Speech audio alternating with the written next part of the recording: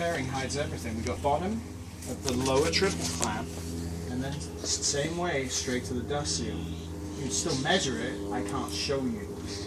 So you're still measuring exactly the same distance. Gotcha. It's just it's hidden under here now. So that's what's different. And he's got. Okay, so you are at 4 inches there. Has this been resprung or is it bone stock? Bone stock. Okay. Boing. Okay, off you get.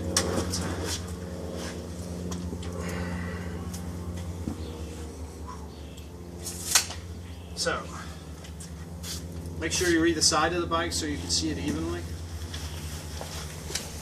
Go ahead, man. Which collapses first? Back. Can he ride it in that setting? Sure. Sure. What should he do?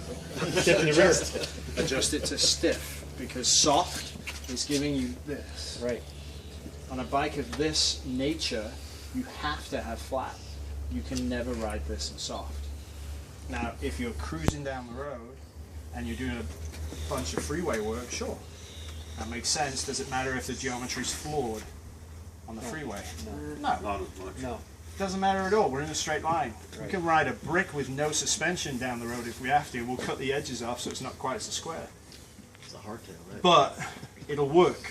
So you can choose with yours soft for freeway only. Other than that, you cannot do that. Yeah, I run hard all the time on this. So. Okay, so why is it in soft? Is it?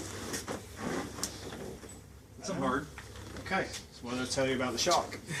Very soft. Yeah.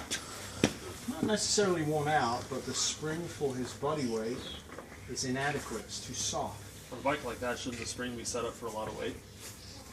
When you buy a bike, the last thing you do is ask why. You buy a bike and you literally go, what do I have? What do I need to fix? Which is not what we do with a motorcycle when we buy it. You put key, the gas is in, it's full, we've got the key. Right down the road. We never consider this. You as a group are incredibly rare because you want knowledge. You can think back to all the times you picked a bike up and just gone.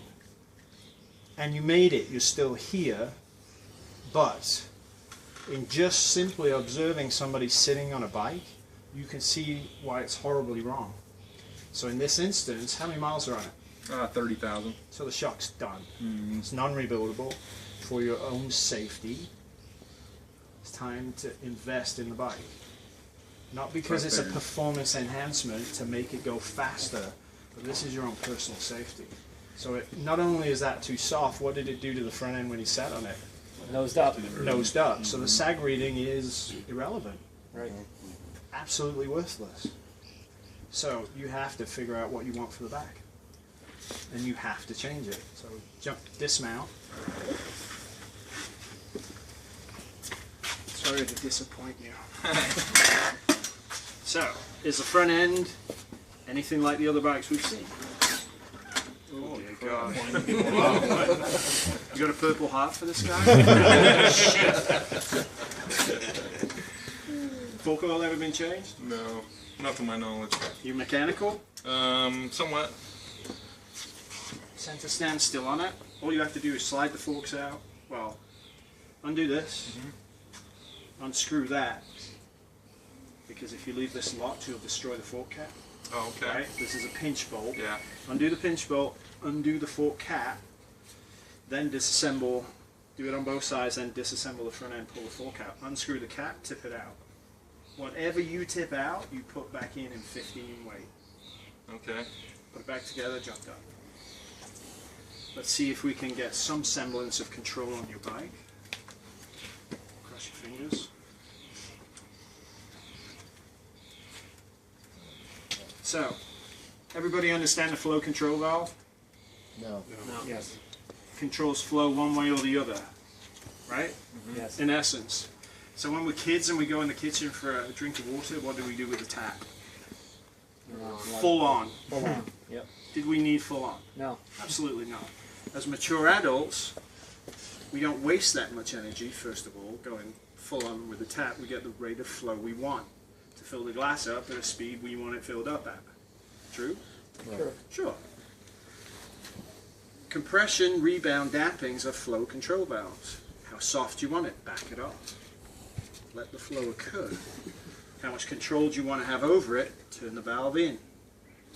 Now most adjusters have range.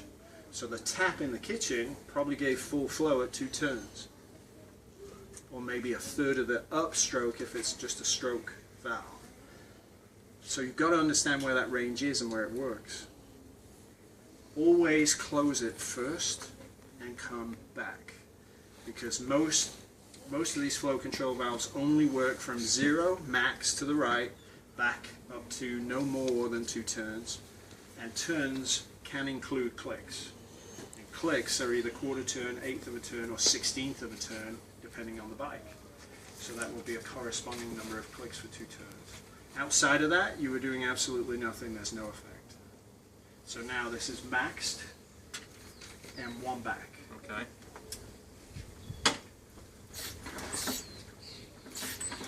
Might as poke Better? it. Yeah. Okay. Let's max it.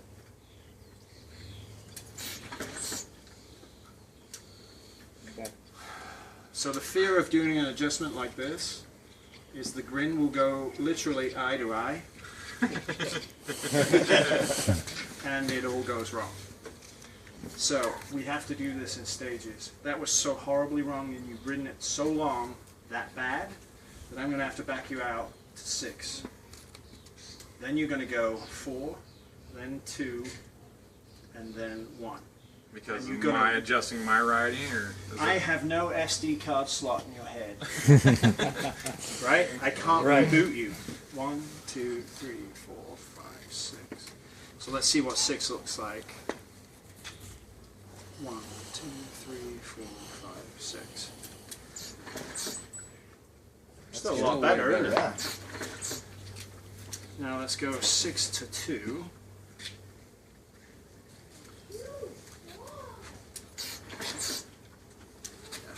Let's start you at 8. 6. It's going to be too much. There. It just tilts over the top again, but it doesn't. Didn't doing poke that. off. Right. See it just drop just back. a little bit? Yeah. Just a little bit. The danger with a paradigm shift of this magnitude is that you don't know the bike anymore. And so when you go into a corner, all you've had to do is modulate corner speed, and the same thing, be conscious of bar pressure keeping the bike in the turn. Right? Same as yours was doing last. So you're always considering pressure here, not necessarily death gripping it, but keeping the bike online using pressure. Siding, yeah. What you'll come into, especially on roads you know, is oversteer. Why? It's more responsive. That's the first Yeah. part. What's the next part of that? Still keeping pressure on it. Right. There's constant load, so what are the forks doing? And push the tire into the ground. Right? And the front end stays here. It doesn't do this. So it doesn't Travel. turn in, turn out, turn in, turn out throughout the entire duration of the corner. Should stay down in. And, It'll stay down in, so it's going to oversteer. ah, So Less if you effort, pick the basically, pace then. up and go back to default, what's he going to do with the bike? It's going to do just the opposite. Nope. Run right off the inside. Think about it. Run off on the inside is likely, but what's Right. worse? Both sides. He's going to crash it. yeah. Yeah. Not like. He's literally going to take the bike and put it into the ground because you're so used to exerting pressure here So to to say it's keep going it. to feel a lot easier turning now, or the initiation. The whole bike, like I said, I can't put an SD card in your head. I cannot. Mhm. You have to back it off to 70% and learn the No bike on problem. the ride. And just feel the difference in the bike. And it's going to take you 500 miles to recalibrate. And then when you service it and put the shock on, You do it all over again. but a very slight change. It's going to have thicker, fresher oil, which will make the damping more consistent. The shock will sit the bike correctly. You'll have a neutral chassis, and now it will become effortless. While you're going into the corner and you're turning the bike, With neutral throttle, the bike will respond better because the front end is down, not up. So it'll steer better. But when you go for the gas, what's it going to do? Exactly. Right, Because so it's you're soft. going to run wide on the exit. So exiting the corner, you're going to have to wait while you relearn this. When you get it, then you can slowly start creeping up on it again. This bike didn't dominate you, it owns you. So when you fix it, that will all get fixed. That's good news. That makes sense? Yeah. Okay, you're done. Who's next?